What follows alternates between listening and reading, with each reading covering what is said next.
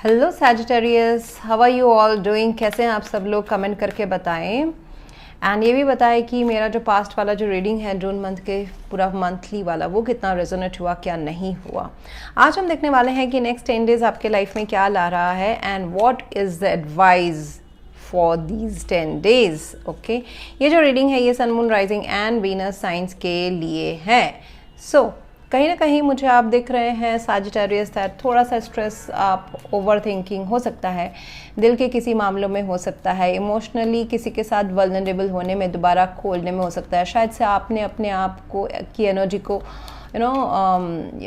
पुल करके रखा हुआ, you are not opening up, या फिर किसी और ने रोक के रखा है। But at the same time you want again कि किसी के साथ अगर बातचीत नहीं हो रही है, बातचीत हो जाए, ऐसा भी मुझे दिख रहा है कि आप दिल को थोड़ा सा अवॉइड कर रहे हैं, दिल के चीज़ों को। ये लव लाइफ हो सकता है, ये आपका दिल जो आपका भी आज कुछ हफ्तों या महीनों से चाह रहा है। ये पैसा हो सकता है, करियर हो सकता है, पढ़ाई हो सकता है। बहुत लोग अपने पैसे से, करियर से भी, एकेडमिक से, पढ़ाई से भी दिल से जुड़े होते हैं। एंड तो दिल के मामलों को आप अनदेखा ना करें। दैट्स व्हाट आई सी, कि जो आपके डिज़ायर्स हैं उसके ऊपर आप जो ओवर स्ट्रेसिंग है, जो सोच तो रहे हो कि मैं क्या करूं, मैं खोलूं, मतलब मैं बात करूं, इस रिलेशनशिप को आगे बढ़ाऊं, या फिर ये मुझे जॉब मिलेगा कि नहीं मिलेगा। ओवर स्ट्रेसिंग, अगर आपके पास जॉब नहीं है या फिर आपके हाथ बंधे हुए हैं, थोड़ा सा पैसों का क्रंच है, या फिर इनसिक्योरिटी है आपको अपने जॉब में या बिजनेस में, तो क्या कोई अपॉर्चुनिटी आएगा? जो मैंने क्लाइंट्स को प्रपोजल्स भेजे हैं या फिर मैंने जो जॉब अप्लाई किए हैं वो मुझे मिलेगा कि नहीं मिलेगा, ये ऐसा भी हो सकता है। सो आपके जो दिल की इच्छाएं हैं उसको कम ना समझे सैजिटेरियस।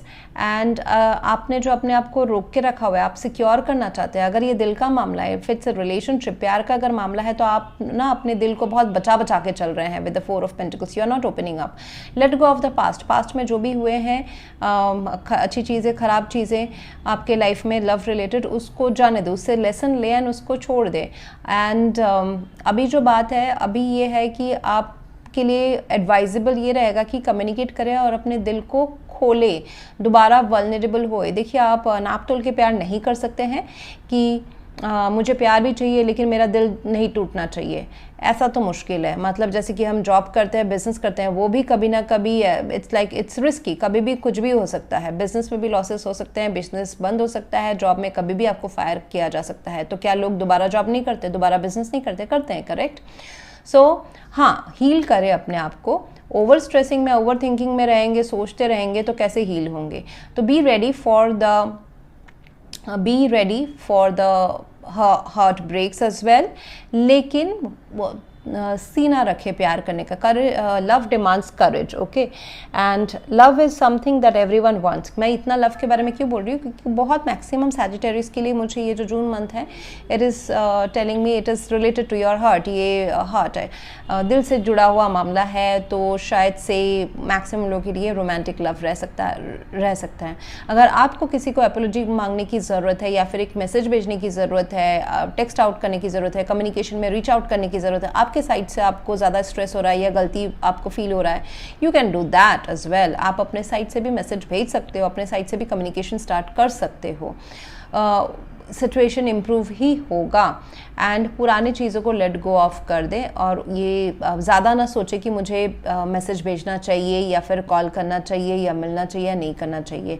एडवाइस ये रहेगा कि take a logical practical decision to open up your heart. दिल के मामले जो हैं उनको बहुत ही logically and transparently discuss out करें।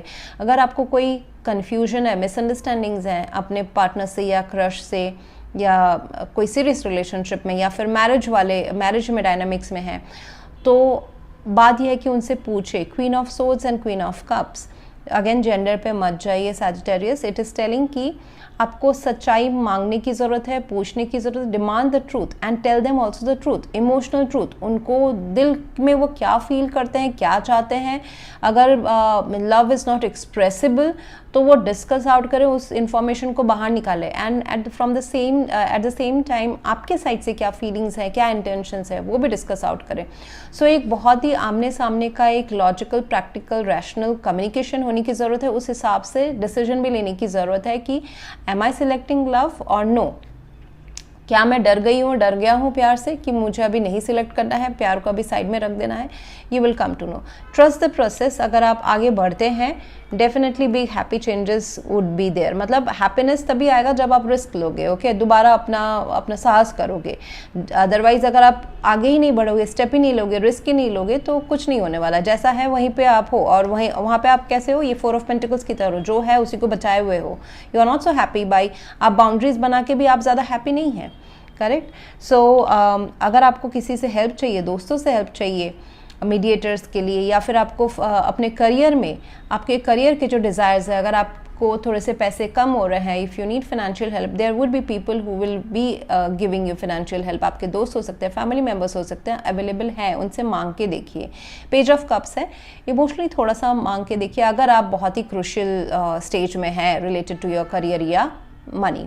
एंड अगर आपका जॉब चाहिए, आपको बिजनेस चाहिए, उसमें इनसिक्योरिटी आपको फील हो रहा है, जॉब सिक्योर नहीं है, आपके लाइफ में कोई ना कोई आपके दोस्त या बचपन के दोस्त आपसे जो इमोशनली काफ़ी अच्छा वेल कनेक्टेड हैं, वो आपको हेल्प कर सकते हैं अपने करियर को अपलिफ्ट करने में।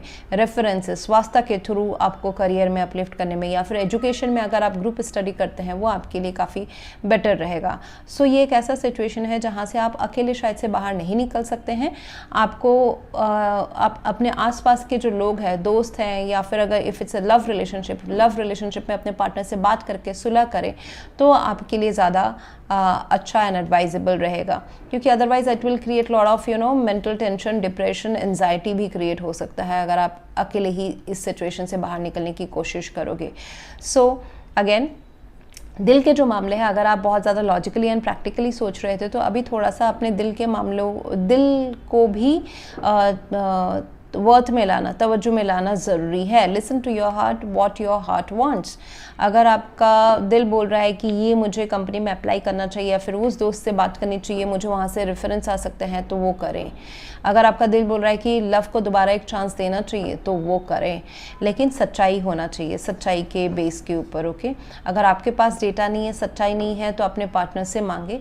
अगर आपके पार्टनर कन्फ्यूज्ड हैं, जिसलिए उन्होंने अपनी एनर्जी को पुल आउट कर लिया था, उन्होंने अवॉइड करना शुरू कर दिया, तो उनसे कम्युनिकेट करें, सच्चाई बताएं कि क्या है आपके feelings, what are the future plans, action. So a clear cut communication regarding emotions and the rational part is needed. यहाँ पे दो लोग मुझे दो डिफरेंट जोन में दिखाई दे रहे हैं, एक शायद से बहुत ही कोल्ड एंड क्लियर कम्युनिकेशन वाले, दूसरे शायद से इमोशनल हैं। तो ये भी ध्यान रखें कि उसके बीच का जो कम्युनिकेशन करते टाइम पे वो आप थोड़ा सा मॉडरेट कम्युनिकेशन रहे, नहीं तो आपकी बातें दूसरे वाले को चुभ सकती हैं, या फिर वाइस वर्सा, क्योंकि दो लोग सेम लेवल पे तो है लेकिन डिफरेंट एलिमेंट्स में हैं। कोई शायद से छोटी सी बात भी किसी को चुभ सकती है, words, how you are using your words, ये भी चुभ सकती है। अगेन वाइस वर्सा, शायद से सामने वाले का इम्पैक्ट आपके ऊपर ऐसा हो रहा है।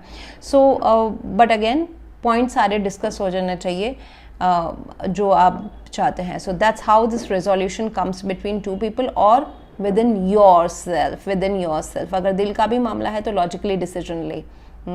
आपको अभी ये देखना है कि मुझे पैसा कहाँ से आने वाला है। इफ़ योर अगर आप अपने बारे में ही सिर्फ सोच रहे हैं सैजिटेरियस इस रीडिंग में, तो मुझे ये दिखाई दे रहा है कि आपको पहले फोकस होना चाहिए कि प्रैक्टिकल लॉजिकल चीज़ों में, कि मतलब क्या डेटा है जहाँ से मुझे जॉब मिल सकता है, पैसे आ सकते हैं। दिल की जो इच्छा है वो थोड़ा आप देर से करें। दिल का अगर आपको इच्छा है कि मैं बहुत बड़ा सिंगर बनूंगा, उसको थोड़ा सा साइड में रखें, because right now you need to focus on securing your future. आपका हाथ वहाँ पे कहीं ना कहीं बंधा हुआ मुझे दिख रहा है, मतलब लिमिटेड आपके पास पैसा है या जॉब है, या फिर कुछ बड़ा करना आप चाहते हैं, उस हिसाब से नहीं हो रहा है। सो प्रैक्टिकल सोचना एंड डिसीजन लेना यहाँ पे इस टाइम पे बहुत ज़्यादा ज़रूरी है। एंड अपने जो इच्छाएं हैं, हॉबीज़ हैं, पैशन है, वो आप साइड बाय साइड थोड़े टाइम के बाद में, once you are financially stable, उसको आप परसू कर सकते हैं। So that's what I have for you right now Sagittarius. अगर आपको इन डेप्थ अपने लाइफ के बारे में और जानना है तो आप पेड पर्सनल रीडिंग कर सकते हैं।